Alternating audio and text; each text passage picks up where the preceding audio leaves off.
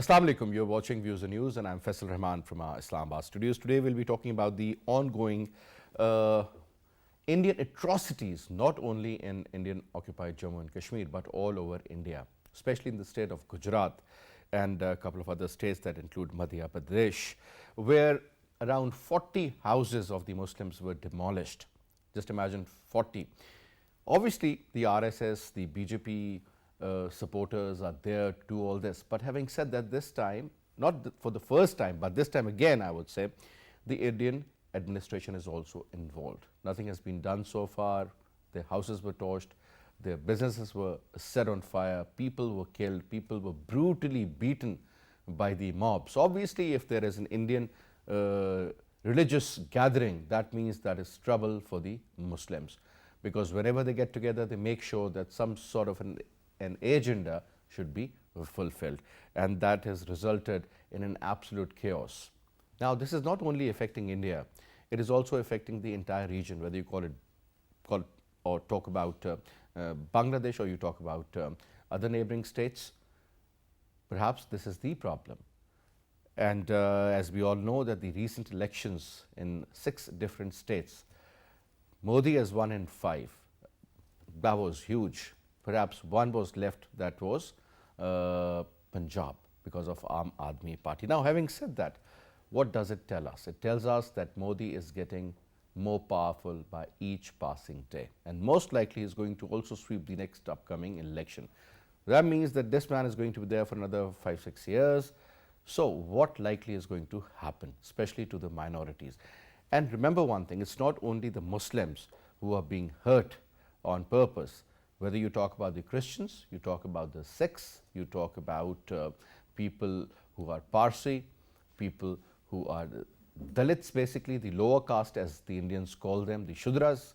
So perhaps this is not a new phenomena. It has been going on for centuries. Now, to talk about it, we have a certain panel, and before I introduce that panel to you, let's watch this report produced by our production team. Minorities in India are facing dire community insecurities and survival challenges as Narendra Modi's fascist regime is getting more and more outrageous, specifically when it comes to targeting the Muslims. The recent celebrations of Hindu festival Ram Navami turned out unfortunate for the Muslims as the processions of this festival became a medium of communal violence in the Muslim-dominated areas. The Wire reported that in Ashraf Nagar, a Muslim-dominated area between 2 Hindu localities, Hindu men allegedly engaged aggressively with local Muslims, and other events of burning vehicles and vandalism of homes and businesses have been widely reported during the processions, which specifically targeted Muslims. According to other media resources, most of violence was reported from the states of Madhya Pradesh, Gujarat, Jharkhand, and West Bengal. Dozens of videos have been going viral on Indian social media since Sunday, in which the Hindu zealots are seen carrying sticks and swords, playing provocative songs laced with threats of genocide outside homes and mosques, and raising hate slogans in Muslim neighborhoods. Recently, Mahant Bajrang Mani Udasin, priest of Badi Sangat Ashram in Uttar Pradesh Sitarpur district, threatened mass sexual violence against Muslim women in the presence of the police on the occasion of the Hindu New Year. These outrageous communal violent acts also apprehended the United States, which is a fast ally of India. United States Secretary of State Antony Blinken in his statement said that United States is monitoring the rise in human rights abuses in India by some officials. We regularly engage with our Indian partners on these shared values, and to that end we're monitoring some recent concerning developments in India, including a rise in human rights abuses by some government, police and prison officials. Now, we have with us to talk about this very important issue in our studio. On my right is Air Vice Marshal retired Ijaz Malik Saab. He's a senior analyst. So thank you very much for your time. It's a pleasure to have you on the show. And on Skype, we have with us Yasir Janjua Saab, senior analyst.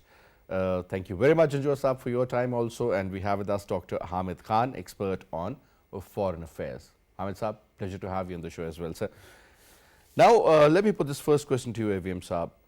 Indian religious gatherings end up in Muslim killings. Perhaps not for the first time, it's a regular feature now. There is a mob, they would set ablaze the properties, they would put on fire the businesses. And having said that, the most important factor, which I would say I've noticed over a period of time, that there is nobody to stop them. Whatever they do, it goes unnoticed. But interestingly, there was this story that the US Secretary of State Anthony Blinken has very categorically mentioned that some of the human rights violations are being monitored by the United States of America. Let's start off from there, sir. Actually, if we see in the past and observe carefully, there is a pattern. There is a pattern that wherever there is a gathering, wherever there is a massive movement of people, whether on religious congregations or any such event or festival, there is a hidden agenda, and that agenda is to set ablaze certain properties, to kill certain people. And another characteristics of this pattern is that we see very strong footprints of the local administration, whether it is the political elite in case of Gujarat, for example, if we go back into history, or it is the police. Even now, sir, in the hometown of the Indian Prime Minister Narendra Modi, that place is called Himmat Nagar. That we have also learned that the curfew has been imposed there as well. And as you have mentioned in your intro, actually we have to see it in the larger context that there is a significant number of people who have a very I think they are we can call them in sync or pro RSS agenda. So it acts as a catalyst for another event or a chain of event as we have seen. And that is an indication, as you just mentioned, that Modi is getting what he wants. There is a snowball effect in certain states which were previously not very much pro BJP, but now we are seeing a change, and there is a trend in the poll that they are moving away from the traditional trend of ballot, and now they are supporting Modi. So this is alarming. It's alarming not only for the internal politics. So perhaps what I've learned that anti-Muslim sentiments, it used to be anti-Pakistan, which is still very much there, but anti-Muslim sentiments, that means that BJP or RSS is gaining strength by each passing day, number one, and this perhaps is a catalyst for their win. Is it true, sir? Yes, actually, as far as anti-Pakistan sentiment is concerned, that has been part of all major political parties' election manifesto. Even Congress is no exception, because it will fetch them votes, it will fetch them massive public support.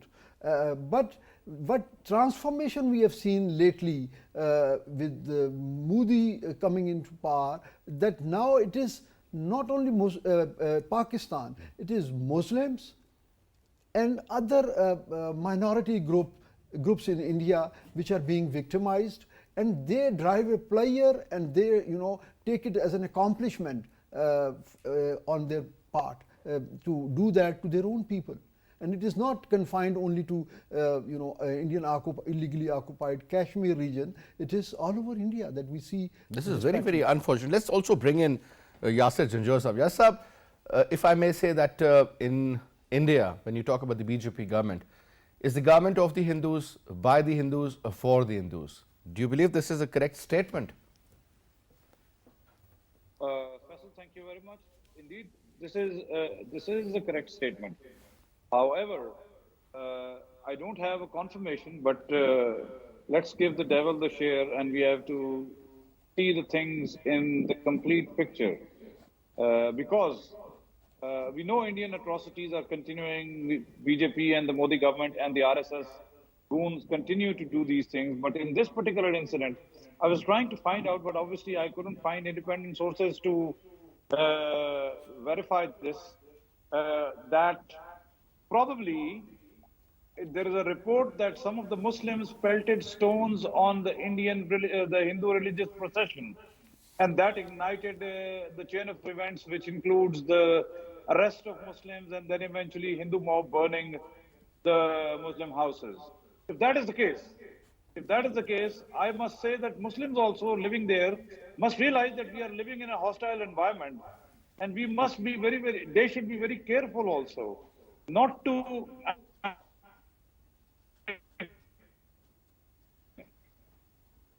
with you. You are not supposed to do it. If for the Hindu religious was, if at all this is true, I'm not saying that this actually would have happened. There is a possibility that the Indians, or the sorry, not the Indians, the Hindus might have started this carnage first. But what I was trying to search and found out that probably this. However, this does not justify for the Indian authorities, the law enforcement agencies, and the RSS and BJP goons to go out and burn Muslim houses. This is not pardonable, because no two wrongs can make a right. However, now leaving this incident aside, we see this pattern is continuing, that the Hindus, this is the second Modi government, and BJP has become stronger and stronger by the day, because the Hindu nationalism is growing. And why it is growing? Because they are being told, and they are actually fearful, that Islam is growing in India very fastly. And they are scared that if we didn't invoke Hindu nationalism, probably Islam will take over. And those Dalits and the low-caste Hindus, which cannot find any refuge in Hindu religion, they might convert to Islam. And Christian missionaries are already working on the agenda. And that's why Christians have been targeted as well. So this pattern of Indian atrocities against the Muslims is not new. But obviously, yes, in these last 10 years or so, in the BJP government, this has become very profound. However, unfortunately, as bad it is, I have to say But Janjua Sahab, the question now is that it started, okay, let's assume that it started from one incident where the Muslims are blamed that they were pelting stones or whatever was happening. Sir, it ended up in 7 different states.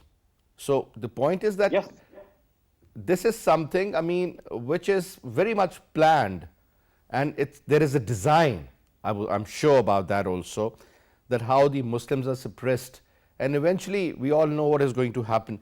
But one more important point, sir, do you think that Modi is gaining strength on this particular agenda?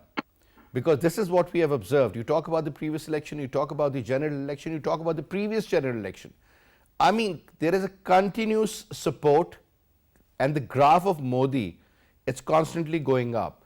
So whether it's good, bad or ugly, it suits Modi. If it suits Modi, that means that he is not going to care for anybody else. Absolutely right, Faisal. Absolutely right. Modi has no other election slogan. Anti-Pakistan and anti-Muslim bashing. This is his only way to win elections. There is no other factor for them to be united as a nation. There's no unifying force, no unifying slogan or agenda. So anti-Muslim agenda and anti-Pakistan agenda are something which is bagging him votes. And he's riding on the tide. So because they are in a majority, it's a win-win for him, because he bashes the Muslims and he bashes the Pakistanis, and he gets votes from the Hindus. But the problem is what I was saying, and when you raised this, where is the international community? When Pakistan does something in the eyes of the international community, for example, if Pakistan did not side on the vote for the Ukrainian war, the European Union and the US was very quick to condemn Pakistan. But where are the Americans and where are the EU human rights champions who are sleeping over 40 houses being burned in India, and nobody has issued a statement? And you were just, in the intro you were saying, Anthony Blinken has said, we are monitoring. What the hell is this bloody monitoring and that they are doing? If this was done in Pakistan, they would have bloody well sanctioned us. And they're just monitoring India. This is double standards. This is dual standards. This is indeed a double standard, and it has been there for a very long time. And it still prevails and will prevail. This is a reality whether we like it or we don't. Now let's bring in Dr. Hamid Khan Saab. Khan Saab, a very simple, straightforward question for you. We talk about the atrocities going on in Palestine, or we talk about Kashmir, or even any other country where the Muslims are suffering. Nobody talks about it. Nobody has ever issued a statement about Syria and human rights violations, or Iraq perhaps, where the Americans tried all sorts of their military equipment, or Afghanistan, where every other city was bombed. Even the mountains were not left. We all know the kind of experiments they have done on Tora Bora. What I'm saying is, sir, the American president, Mr. Joe Biden, recently issued a statement regarding Ukraine, sir, where he said that genocide is taking place because obviously Russia is an adversary, West is on one side, and they are targeting Vladimir Putin. So what I'm saying, and earlier they were also blamed for using chemical weapons and so on and so forth. What I'm saying is that double standards are very obvious, and they are there, and as I mentioned earlier, they were, they will, and they will remain there. Now, under these given circumstances, when the whole world is divided, certain countries on one side, majority of the West on one. So you think this particular issue will not be highlighted like that? Monitoring is going to be the word used, perhaps, that we are seeing, but what are you doing? That is the question. Hamid Saab. Thank you very much, Faisal. I mean, this Ukraine-Russia war has clearly exposed the hypocrisy of West and Americans, and it is clearly shown that the Muslims, whether it was in Iraq or Afghanistan or Syria, they've been used as guinea pigs for their weapons to test. This is the fact, and this is proven now that so many statements we have seen from the West world that they are considering the Ukrainian with blue eyes and white, complexion as the intelligent or as the modern or as a civilized human being. So they deserve more sympathy than the Afghanis or Syrians or Iraqis. So there is, unfortunately, I can talk for hours about the hypocrisy of the West and Americans. So there's no doubt about it. If we come into, if we look into the matter that why the Western world is not taking, or they don't move forward other than just the statements, as you have said many times, that this modern world is looking into everything into their business ventures, and they think that their economical ties with India, their dependency on so many things with India, and their and their ties, because both have one common enemy. Unfortunately, they have the one common enemy, and that is Muslims. Both are Muslims, is, or whether it is in, I should say Palestine. I'm sorry, I take my word. Whether it is in Palestine or whether it is in India. And if you look into the, when you were initially, you rightly mentioned that it is very alarming that BJP getting strengthened and India has moved towards one party now. A state like Cuba, one day, it was absolutely unimagining for me to see the result. And this proven that Modi has turned India into a Hindu state who has nothing but extremist Hindu who cannot, or cannot bear any minority, and especially Muslims, on in their soil, as long as they agreed to live as a third grade citizen, as they live as the slaves of civilized people. This is the reality we have to tell the world well. And if you look into the Syria, this recent incident, talk about this area, Himatnagar being the the of it is mainly now has gone under the Adityanath Yogi, the new chief minister of Gujarat, is the worst, is the similar worse than Modi. So the whole situation in India is getting worse. The Muslim community is vandalizing the mosque, whether the properties, whether it is killing, whether it is mob lynching. Only way is, I'm straight away saying, only way is now there has to be resistance from within India, and the Muslims has to because I mean, Urdu that dastan tak na hogi dastanon mein. So But they the will question is, sir, Hamid Saab, when the government is supporting you, I mean, the government is looking after the Hindus, supporting them, Exactly. suggesting them what to do. And interestingly, have- on so many other gatherings, the Hindu leaders, they are very categorically mentioned. I still can quote one who I was surprised to even know what he was talking about. He said that do not buy an expensive mobile phone, but do buy an expensive gun. Because if I end up getting 100,000 youngsters from Hindu community who has got guns, I mean, if they've got guns, perhaps he can launch an offensive and he said, I can end up killing X number of Muslims. I mean, this is the mindset I'm talking about. And who's going to register a report or an FIR against the Hindus in favor of the Muslims? We all know it's a government supported agenda. Faisal, it is exactly the same situation. What was in Palestine, I mean, Janjua Sahib was saying about the stoning or anything. This is their whole set plan. This is what they do in the media. That they show that, like we have seen when there was one, boy was stoned on Israeli soldiers and they took so much offense and they killed so many Palestinians. India is copying everything, whether it is in Kashmir, whether it is in Uttar Pradesh, whether it is in Punjab, whether it is in Haryana. India is copying the model of Israel atrocities within India for their minorities to control them, make them hostage within their country.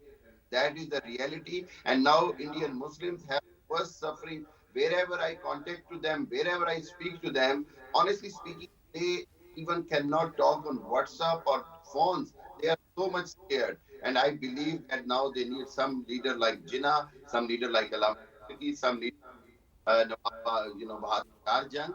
They need some leaders. Otherwise, 20 million Muslims have a very dark future in. All right. Now, Avim Saab, another very important factor. Obviously, we do understand that Modi is fostering the religious polarization, as we call it. But, sir, there's another very important factor, sir. When you look at Congress, who was comparatively, I would say, a decent party, they were pretty much secular also. But, sir, they've been wiped out, literally wiped out from most of the states. I mean, where they used to enjoy the power, they do not exist there anymore. Modi is taking over at a pace which is unbelievable, sir. If you look at the results of the previous election and the current, I mean, the graph, as I earlier mentioned, is going up. It has continued to go up. So, sir, if this is the agenda and if there is no other party that can raise their voice in favor of Muslims, or at least tell the government that, look, this is what is happening, this is not going to go on, this could lead into a civil war-like situation for sure, because you're talking about 22 crore people, so that's not a joke. So the point, and if it comes to their survival, obviously they'll fight back. So, sir, if this is the case, there is no other party to challenge Modi, where is India heading then? India initially started to deviate from its secular, democratic, character, the vision of their, founding fathers. Sir, BJP has been in power. Mr. Vajpayee was there, but he was looked upon as a statesman. But with the acceptability of people, definitely there is an appeal to local populace, the Hindu majority of this Hindutva jargon, and acceptability by the international, players. That gives an impetus to BJP or RSS agenda. That is the problem. And there is silence on the other side. Exactly. So, who stops them if there is no check?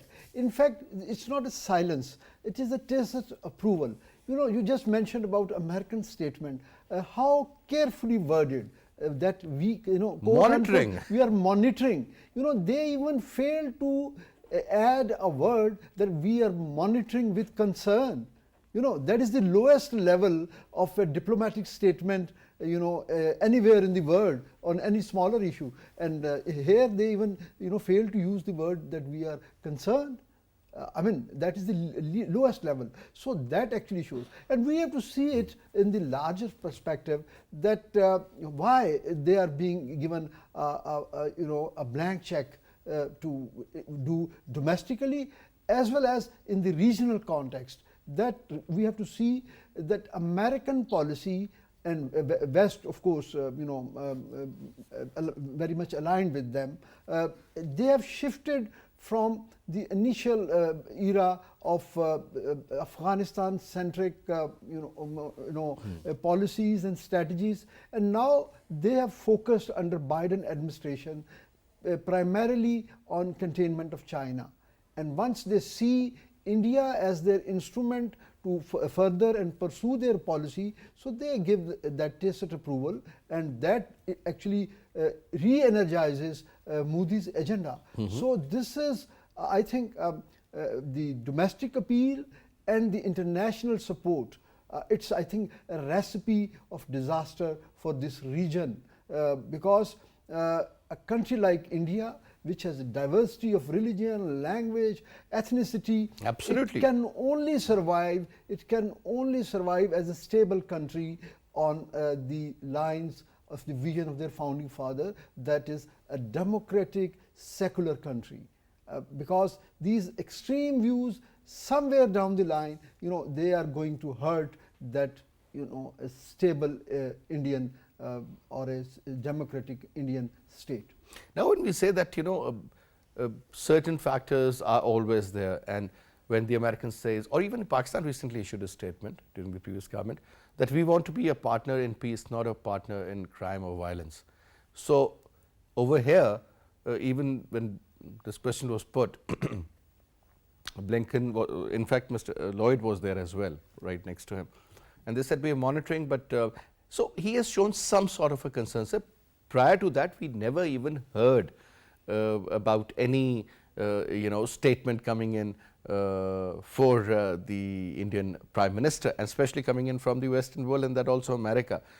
Do you think this is kind of a political statement because India has this inclination towards Russia, they are buying weapons from them, now the recent oil deal that might go forward as well, and the Americans have shown concern regarding that. So do you think this is some kind of a little pressure that, listen guys, we know what's going on, we haven't talked about it before, but now we'll just issue a statement just to make sure that Mr. Jaishankar and the defense minister also, they would think twice? Yes, it could be. It could be, because we see in American election campaign, for example, there was a mention about Kashmir issue during the election campaign, because that suited Biden at that time.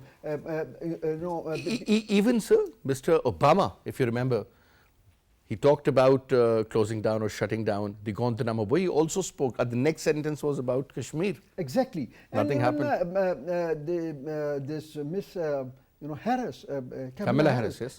She issued a statement in her election campaign. It is just, I think, these are just indicators or feelers which are deliberately sent out, just signaling or messaging at appropriate time to maintain a balance in their grand strategy towards the region. But practically on ground, I don't think so it will materialize into anything significant, because in the larger context, what India intends doing, it suits American viewpoint. They are very much in sync with the regional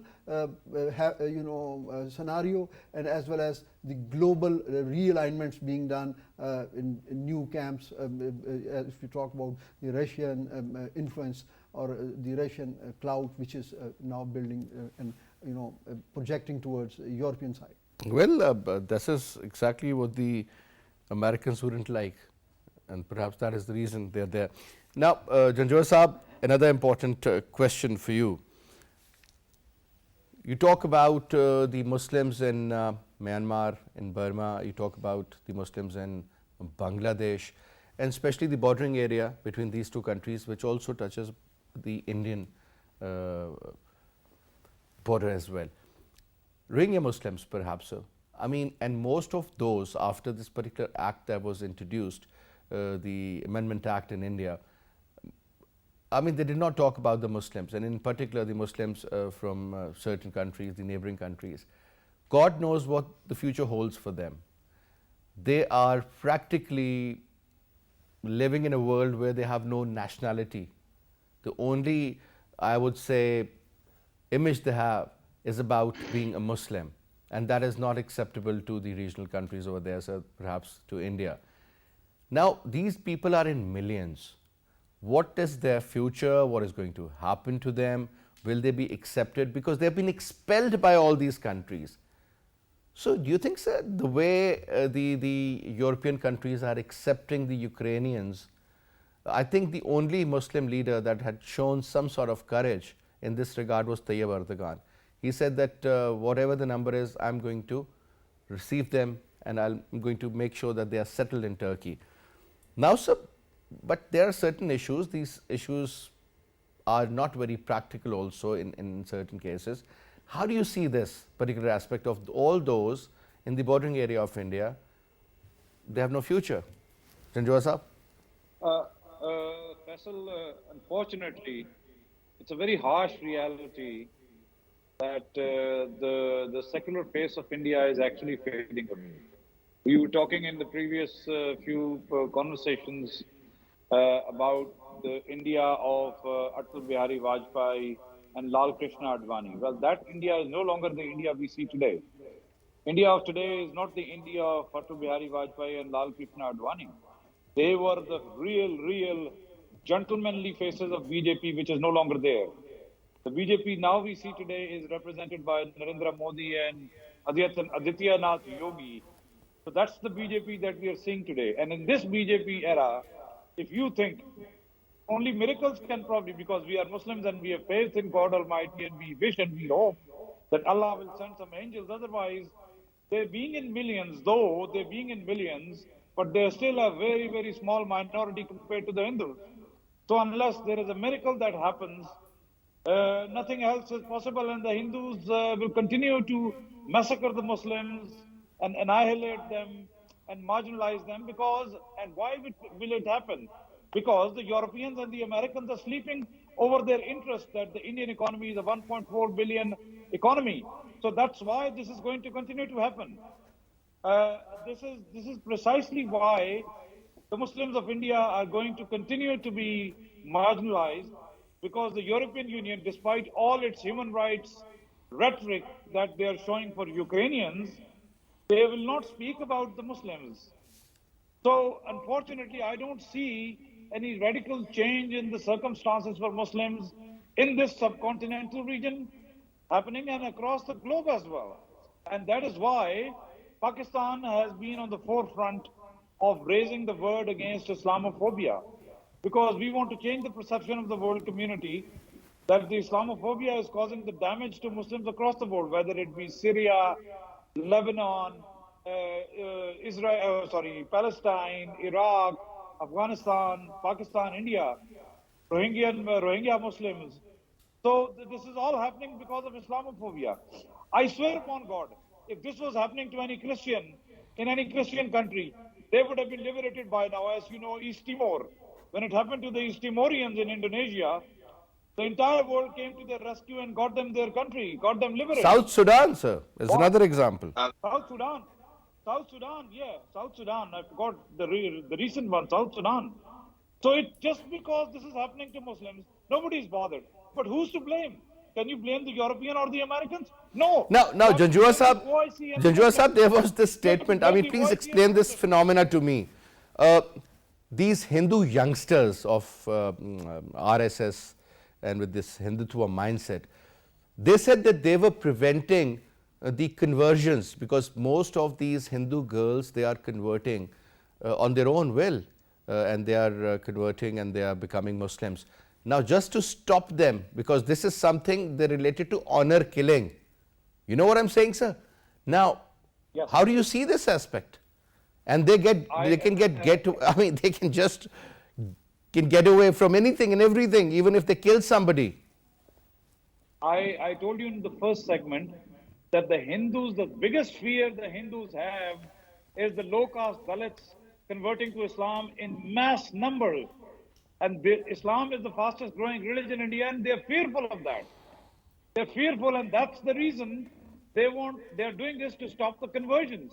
They want to scare the Muslims or scare the population. Look, if you become Muslim, or if you're a Muslim, we're going to kill you. We're going to burn your houses. So that's the only weapon they have. Otherwise, they know that their religion is not providing them.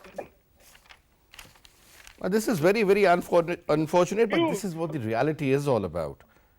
We talk about Hindus. Faisal, what about Jains, Parsis, Sikhs? But who to blame? Faisal, The government of India. We the entire Muslim community.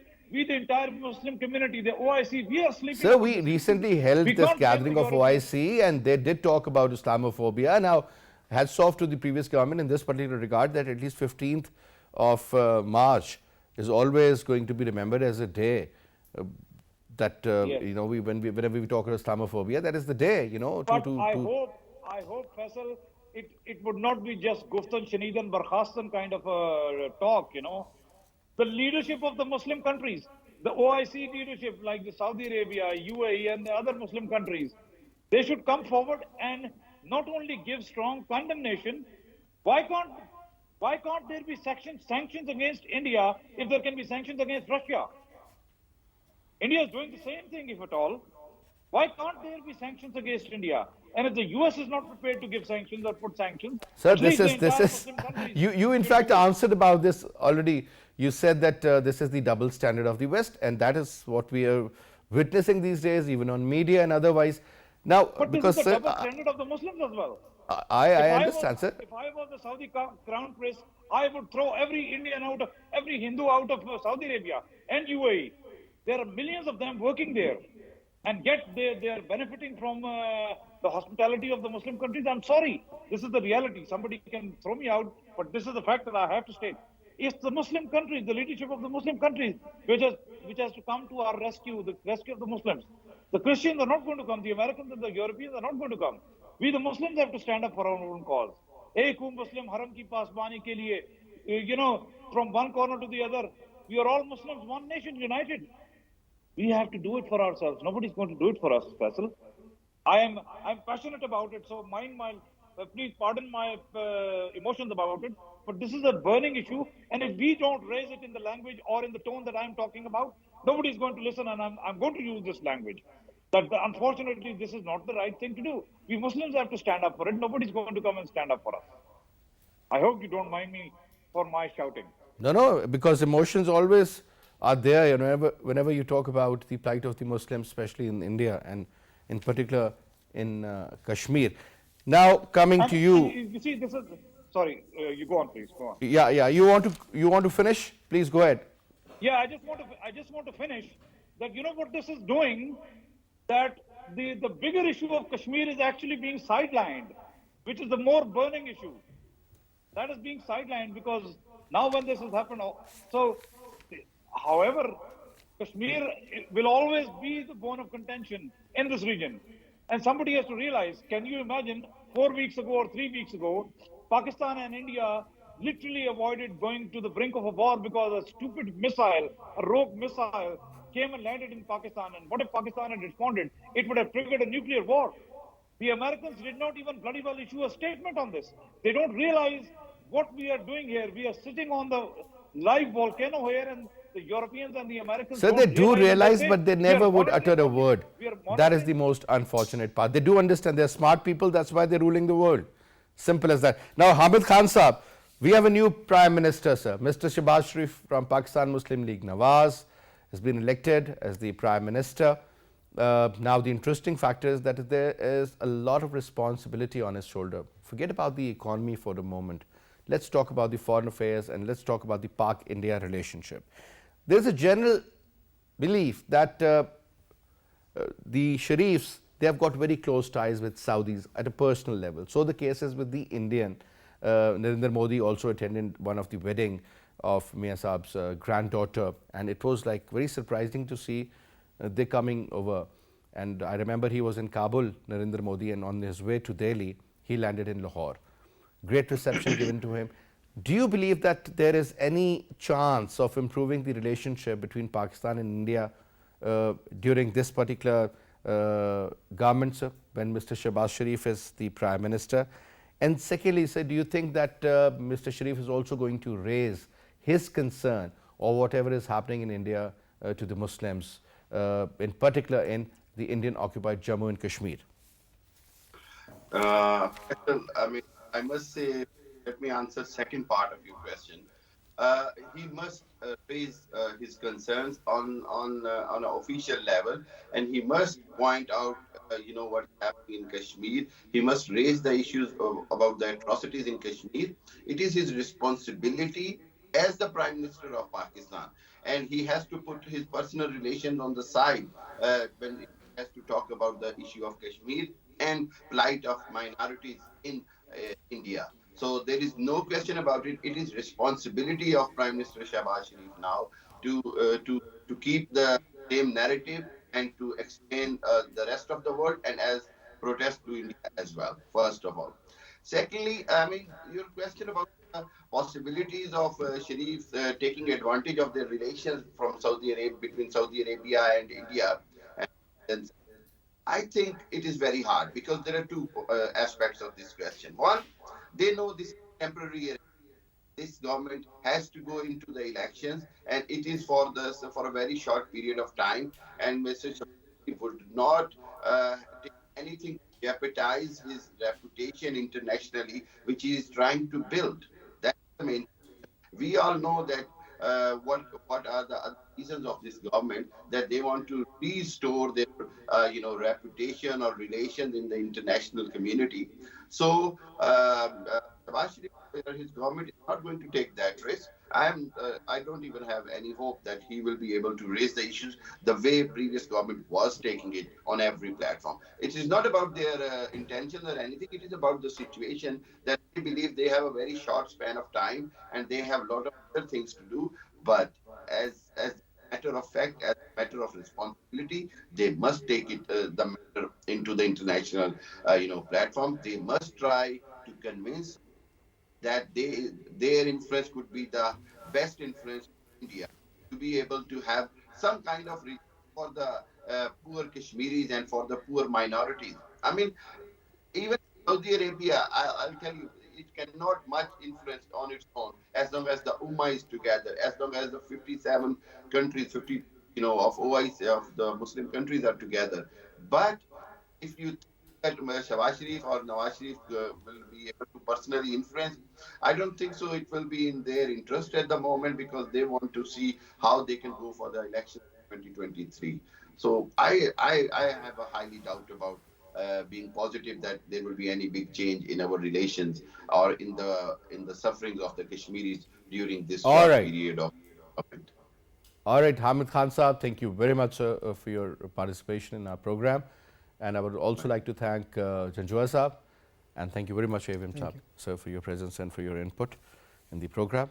And that's all we have for this hour. I'll see you inshallah tomorrow at 8:05 p.m. Till then, you take good care. Khuda Hafiz.